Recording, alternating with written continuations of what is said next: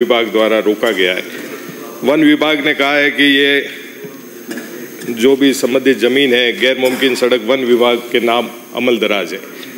पूर्व में आज़ादी के बाद से ये स्टेट हाईवे आज़ादी के बाद से ये सड़क चल रही है और बाड़मेर को जोड़ने वाली सबसे बड़ी सड़क है। पूर्व में भी पहले सेटलमेंट के समय से और 78 में ये म्यूटेशन भी पीडब्ल्यूडी के नाम भरा गया। रीसेटलमेंट में इसको आपके वन विभाग के नाम से हुआ है। मेरा तो ये कहना है कि ये 3 विभागों के बीच में फंस गई सड़क। 55 करोड़ रुपए राज्य सरकार ने पास किए। अब हम किसके पास जाएं? पीडब्ल्यूडी के पास जाते हैं तो वन विभाग ने रोक दिया। वन विभाग कहता है कि सड़क हमारी है। हम जाके अध्यक्ष महोदय पता करते हैं तो ये पहले सेटलमेंट में और आज़ादी के बाद से ये सड़क चल रही है। तो अब आपका संरक्षण चाहूँगा अध्यक्ष महोदय कि इन 3 विभागों के कुछ तो जैसे आज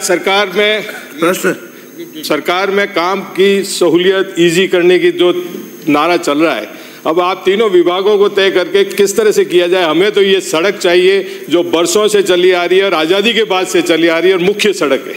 इसके लिए मंत्री जी क्या करें? माननीय मंत्री जी।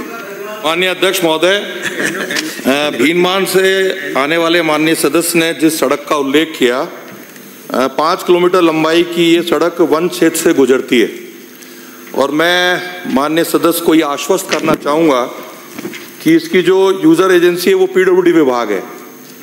मैं आपके माध्यम से ये कहना चाहूँगा कि पीडब्ल्यूडी विभाग जो परिवेश पोर्टल है उस पर विधिवत आवेदन करे।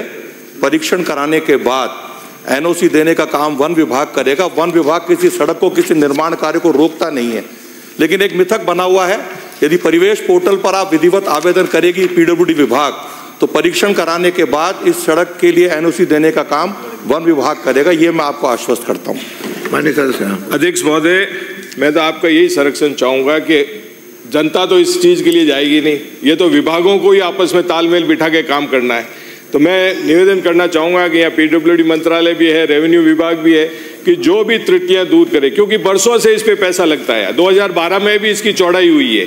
ये पहली बार ही किसी वन विभाग के अधिकारी ने इसको रोका। मौके पे तो सड़क है, उसको तो कहीं ले जा नहीं सकते आप, उसी को रिन्यू करना है। तो मैंने कहा इसको इजी करें और इसको जल्द से जल्द सड़क को बढ़ाएं ताकि लोगों को। माननीय अध्यक्ष महोदय, मैं आपको फिर अवगत, आपके माध्यम से माननीय सदस्य को फिर अवगत करा रहा हूं कि एक वन विभाग भी पीडब्ल्यूडी से इसकी रिक्वेस्ट, एक प्रक्रिया है। आपके जो भी एक्शन इस काम को देख रहे हैं आप उनको आदेशित करें और वो परिवेश पोर्टल पे इस फाइल को अपलोड करें। वन विभाग की तरफ से एनओसी देने का काम मेरा विभाग करेगा। बैठाए तीनों डिपार्टमेंट। मेरा इसमें एक सुझाव है कि माननीय सदस्य आप वहाँ के जिलाधीश महोदय से चर्चा करें, वो दोनों तीनों विभागों को बुलाएं। जहाँ वन विभाग की जरूरत है कि मंत्री जी ने आश्वस्त किया है कि वो एनओसी दे देंगे।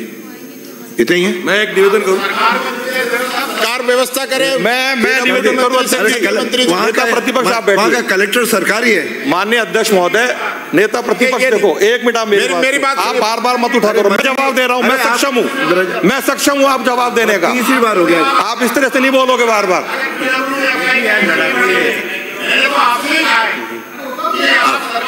अरे आपको किसने कहा? मैंने इसीलिए निवेदन किया था अध्यक्ष महोदय कि आपका संरक्षण चाहिए, तीनों विभागों का तालमेल हो तो ये सड़क मैंने कह दिया। मंत्री जी ने भी आपको कुछ कहना? मंत्री जी। माननीय प्रधानमंत्री जी ने पारदर्शिता रहे, संवेदनशीलता रहे, इसी के लिए परिवेश पोर्टल का गठन किया। परिवेश पोर्टल का दूसरा गठन भी हो चुका है और एक प्रक्रिया है। इसमें ना जिलाधीश महोदय की आवश्यकता है, ना किसी और की कोऑर्डिनेशन की आवश्यकता है। जो यूजर एजेंसी सड़क बना रही है वो विधिवत परिवेश पोर्टल पे आवेदन करे। परीक्षण करने के बाद जो कागज वो मांगे वो अपलोड करे। माननीय विधायक महोदय, निश्चित रूप से उस पे एनओसी दी जाएगी। बढ़िया। माननीय यूनिस खां। माननीय अध्यक्ष जी, प्रश्न संख्या 1553।